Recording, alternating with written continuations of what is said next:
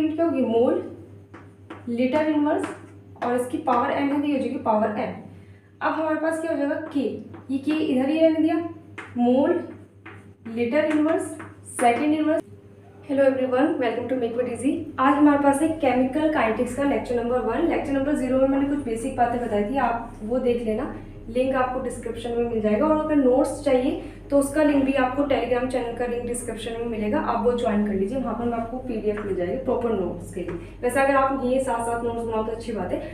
Law of mass action के according क्या होता है, रेट डायरेक्टली प्रोपोर्शनल होता है molar concentration of reactant. Rate is directly proportional to concentration of reactant. Simple लिखो, concentration of reactant, concentration of reactant. जैसे अगर मैं एक रिएक्शन कंसिडर करूँ A प्लस बी और यहाँ से हमारे पास कोई प्रोडक्ट बन रहा है, तो अगर मुझे इसका रेट लिखना है according to law of mass action, तो यहाँ से रेट हो जाएगा रेट डायरेक्टली प्रोपोर्शन A या B, ये इन दोनों के प्रोडक्ट के। तो हम एक टाइप और बोल सकते हैं, according to the law of mass action rate of a reaction is directly proportional to the product of the molar concentration of the reactants. अगर वहाँ पर 2 रिएक्टेंट है 3 रिएक्टेंट तो उनका प्रोडक्ट होगा, जैसे हमने यहाँ पर करा। अब अगर मैं इसकी रिएक्शन ऐसे ले लूँ, एक यहाँ पर इसका कोफिशिएंट लगा दूँ A B और ये बन जाएगा हमारे पास प्रोडक्ट। तो ये हो जाएगा हमारे पास रेट डायरेक्टली प्रोपोर्शनल हो जाएगा A की पावर A स्मॉल a, मतलब जो उसका कोफिशिएंट है वो पावर में आ जाएगा, और यहाँ पर हो जाएगा B की power small a। Last video में मैंने रेट की यूनिट नहीं बताई थी, तो रेट की यूनिट होती है, ऊपर आता है कंसंट्रेशन, नीचे आता है टाइम, तो यूनिट क्या हो जाएगी, मोल लीटर इनवर्स कंसंट्रेशन की यूनिट होती है, अपॉन टाइम की यूनिट होती है सेकेंड इनवर्स, तो इसकी यूनिट हो जाएगी मोल लीटर इनवर्स सेकेंड इनवर्स। ठीक है, या फिर हम ऐसे भी कन्वर्ट कर सकते हैं डेसीमीटर क्यूबिक इनवर्स में, उसमें भी क्वेश्चन पूछे जाते हैं, mole decimetre cubic inverse second inverse. ये हमारे पास रेट की यूनिट हो जाएगी, पिछले नोट्स में ऐड कर लेना। ठीक है, आप लोग इसे नोट करिए, हो गया नोट। ठीक है, अब अगर हम यहाँ से प्रोपोर्शनैलिटी का ये हटाएंगे तो यहाँ पर एक कांस्टेंट आ जाएगा k, ये हो जाएगा a की पावर a और b की पावर b।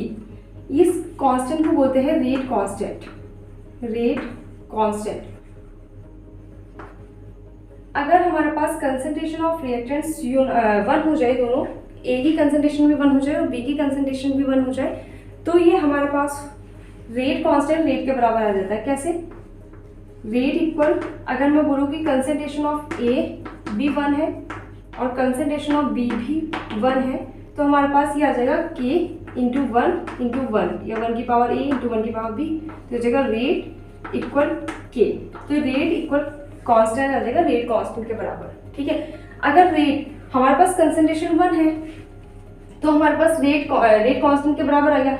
अगर रेट कांस्टेंट के बराबर आता है तो रेट की यूनिट तो हमें पता है ना कितनी होती है, मोल लीटर इनवर्स सेकेंड इनवर्स होती है, हमने अभी निकाली थी। रेट कांस्टेंट की यूनिट भी कितनी हो जाएगी, मोल लीटर इनवर्स सेकेंड इनवर्स। पर हमेशा रेट कांस्टेंट की यूनिट ये नहीं रहेगी, क्योंकि वो डिपेंड करती है on the order of reaction. जब मैं ऑर्डर ऑफ रिएक्शन बताऊंगी तो मैं बताऊंगी कि यूनिट कैसे कैसे चेंज होती है। आप लोग इतना नोट करें, हो गया नोट। ठीक है, ये एक पॉइंट नोट कर लेना, for a particular order of reaction the rate constant independent of the concentration of reactant. मतलब किसी जो रेट कांस्टेंट है, रेट कांस्टेंट वो कंसंट्रेशन ऑफ रिएक्टेंट के इंडिपेंडेंट होता है। ये नोट कर लेना point, characteristic of rate constant का पॉइंट है ये। अच्छा, एक चीज है यहाँ पर rate law. Rate law of mass action में हमने क्या पढ़ा था, लॉ ऑफ मास एक्शन में था कि अगर हमारे पास कोई रिएक्शन है, इस टाइप से एक जनरल रिएक्शन है A प्लस B और यहाँ से कोई प्रोडक्ट बन रहा है, प्रोडक्ट, तो लॉ ऑफ मास एक्शन के अकॉर्डिंग क्या था कि रेट जो होगा डायरेक्टली प्रोपोर्शनल होगा A की पावर A के, जो उसका कोफिशिएंट होगा उसके, और B की पावर B के। बट अकॉर्डिंग टू, ये लॉ ऑफ मास एक्शन था, law of mass action. But according to rate law ऐसा नहीं होता। अगर हमारे पास इसी टाइप की कोई रिएक्शन है तो जो रेट होगा वो डायरेक्टली प्रोपोर्शनल होगा A की पावर P के और B की पावर Q के। अब ये P और Q कहाँ से आएगा, ये एक्सपेरिमेंटली डिटरमाइन होता है। तो हम ये P and Q are can be determine experimentally, P and Q can be determine experimentally.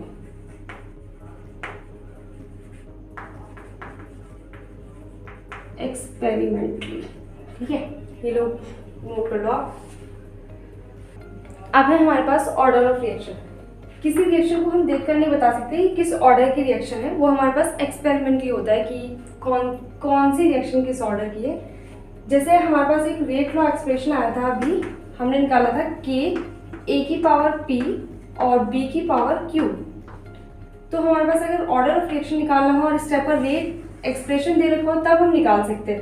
a की पावर p दे रखा तो p प्लस b की पावर q दे रखा तो q, इन दोनों को प्लस कर तो जो आएगा वही ऑर्डर ऑफ रिएक्शन होगा। ये n मतलब ऑर्डर ऑफ रिएक्शन है। अगर हमारे पास ऐसी कोई दे रखा 3 में दे रखा तब भी ऐड करना है, सिंपल ऐड करना है। a की पावर p, b की पावर q और c की पावर r। अगर इस टाइप से देखा इसका ऑर्डर ऑफ रिएक्शन निकालना है तो सिंपल इन तीनों को ऐड कर दो, p plus Q plus R. लेकिन p plus Q plus R कहाँ से आएगा, उसे हम रिएक्शन को देखकर नहीं लिख सकते, वो हमारे पास एक्सपेरिमेंटली होता है। जैसे मैं एक एग्जांपल ले रही हूँ, वहाँ से NH3, यहाँ से हमारे पास बनता है N2 प्लस H2। इसे बैलेंस करा, मैंने यहाँ पर 3 लगाया, यहाँ 3 लगाया तो 2 लगाना पड़ेगा और ये प्लैटिनम की प्रेजेंस में रिएक्शन होगी। अब अगर हम according to law of mass action देखें तो हम रेट का एक्सप्रेशन लिखेंगे, रेट इक्वल k और NH3 की पावर 2, और 2 है पावर, इसका मतलब ये सेकेंड ऑर्डर रिएक्शन होगी, लेकिन ये सेकेंड ऑर्डर रिएक्शन नहीं है। तो इसे कैसे पता लगेगा, ये हमें पता लगता है एक्सपेरिमेंटली। एक्चुअल में ये जीरो ऑर्डर रिएक्शन होती है और ये हमें एक्सपेरिमेंटली पता लगा है, जीरो ऑर्डर रिएक्शन। अगर ये जीरो ऑर्डर रिएक्शन है तो इसका रेट एक्सप्रेशन कैसे हुआ, रेट इक्वल हो जाएगा k और NH3 की पावर हो जाएगी 0, ये हो जाएगा हमारे पास 0। तो रेट इक्वल हो जाएगा हमारे पास k, इसका मतलब रेट कांस्टेंट और रेट यहाँ पर इक्वल आएगा। तो हम यहाँ से एक कंक्लूजन निकाल सकते हैं, for a zero order reaction rate of reaction and rate constants are same. अगर रेट ऑफ रिएक्शन और रेट कांस्टेंट सेम होगा तो for a zero order reaction rate constant की यूनिट भी क्या होगी, mole litre inverse second inverse. ठीक है, इतना नोट करो आप। अब है यूनिट ऑफ रेट कांस्टेंट। मैंने आपको बताया था कि रेट कांस्टेंट की यूनिट कांस्टेंट नहीं रहती, उसकी यूनिट डिपेंड करती है ऑर्डर ऑफ रिएक्शन पर। तो हम यहाँ से वो ही निकालने वाले हैं। हमारे पास एक एक्सप्रेशन तो रेट इक्वल k, और यहाँ से हमारे पास एक एक्सप्रेशन लिखा था, rate is directly proportional to r की पावर n मैंने वहाँ पर बोला था n is the order of reaction. तो यहाँ से हो जाएगा रेट इज इक्वल, यहाँ से कांस्टेंट r की पावर n, ये हो गया। हमें यहाँ से k की यूनिट निकालनी, एक जनरल एक्सप्रेशन निकल कर आएगा। यहाँ से रेट की यूनिट हमारे पास पता है, मोल लीटर इनवर्स सेकंड इनवर्स। आप डेसीमीटर क्यूबिक इनवर्स भी यूज कर सकते हो, पर ये ज़्यादा ठीक है, इसमें ज़्यादातर ये लिखी मिलती है। k कंसंट्रेशन, r क्या है, कंसंट्रेशन। कंसंट्रेशन की यूनिट क्या होगी, मोल लीटर इनवर्स और इसकी पावर n है तो ये हो जाएगी पावर n। अब हमारे पास क्या हो जाएगा k, ये k इधर ही रहने दिया, mole litre inverse second inverse, ये अपॉन में आया है यहाँ पर, तो इक्वल टू ये बन जाएगा मोल लीटर इनवर्स की होल पावर n। ठीक है, अब हम इसे ऊपर ले जाते हैं तो k इक्वल हो जाएगा हमारे पास मोल की पावर यहाँ पर 1 थी, इसकी होल पावर n है तो n, तो ऊपर जाएगा तो माइनस, तो ये हो जाएगा 1 माइनस n। मोल की पावर 1 माइनस n, लीटर की पावर -1 थी, -1 इंटू n माइनस n हो गया, -1 तो पहले से ही थी, माइनस n ऊपर जाएगा तो हो जाएगा प्लस n। ठीक है, और ये हो जाएगा हमारे पास सेकेंड इनवर्स। ठीक है, अब मैं मोल लीटर इनवर्स को एक साथ लिख रही हूँ, k इक्वल हो जाएगा हमारे पास मोल की पावर 1 माइनस n है, मैं लीटर की पावर को भी 1 माइनस n बना रही हूँ। कैसे बनेगी, मैं यहाँ से माइनस कॉमन लिया तो ये 1 प्लस का माइनस n। ठीक है, सेकेंड इनवर्स, तो हम इसे ऐसे लिख सकते हैं, मोल 1 माइनस n लीटर की पावर -1 की whole power 1 minus n second inverse. ये हो गया मोल, इसकी पावर 1 माइनस n, इसकी पावर 1 माइनस n, तो मोल लीटर इनवर्स की whole power 1 minus n second inverse. और मोल लीटर इनवर्स किसकी यूनिट होती है, कंसंट्रेशन की। तो कंसंट्रेशन की यूनिट, अब जो भी कंसंट्रेशन गिवन हो उसमें से मोल डेसीमीटर क्यूब में हो या किसी में भी हो, तो ये हो गया हमारे पास सेकेंड इनवर्स। तो कंसंट्रेशन की power 1 minus n second inverse, rate constant का ये यूनिट का जनरल एक्सप्रेशन होता है। n यहाँ पर order of reaction, n order of reaction. अगर आप किसी एंट्रेंस एग्जाम की तैयारी कर रहे हो, नेट, गेट, जैम या किसी भी एंट्रेंस की, तो आपको बस ये एक्सप्रेशन याद रखना है, rate constant K equal concentration की पावर 1 माइनस एन सेकेंड। अगर फर्स्ट ऑर्डर होगी सेकेंड ऑर्डर होगी तो आप बस एन की जगह 1 2 3 4 पुट करते जाना, आंसर निकल जाएगा। इतना नोट कर लीजिए।